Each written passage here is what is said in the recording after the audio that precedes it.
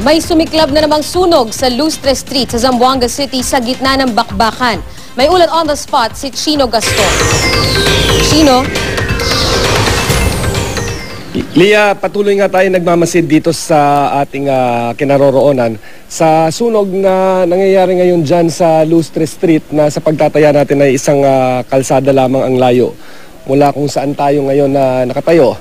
Minsan lumalakas yung sunog at minsan naman humuhupa ito, pero patuloy itong nangyayari dahil from time to time nakikita natin lumalakas ito, nangingitim yung kalangitan tapos mamamatay na naman.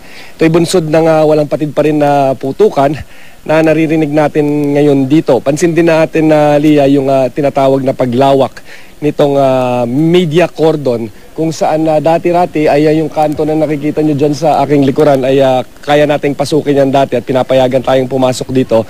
Sa ngayon, pinagbawal na lahat na mga taga-media na pumasok dito at maging ang ibang lugar, partikular sa Santa Barbara, Rio Hondo at Santa Catalina ay ganito din ang ipinatutupad na policy ng militar. Batay na rin sa ating pakikipag-usap sa isang police official na nangangasiwa nga dito sa lugar. Ito ay para daw sa kaligtasan na rin ng ating mga kasamahan sa media at pangangalaga na rin dito sa buhay ng mga press na nagko-cover nga dito sa sigalot ng Zamboanga City. Paliwanag naman itong police official na hindi natin mapangalanan ay ito'y dahil sa kanilang pagkakaintindi ay ang bunsod o ang ugat nitong panibagong putukan at mga sunog na ating naririnig sa kasalukuyan ay yung paglapit na naman daw muli nitong grupo ng MNLF sa mga lugar kung saan dati sila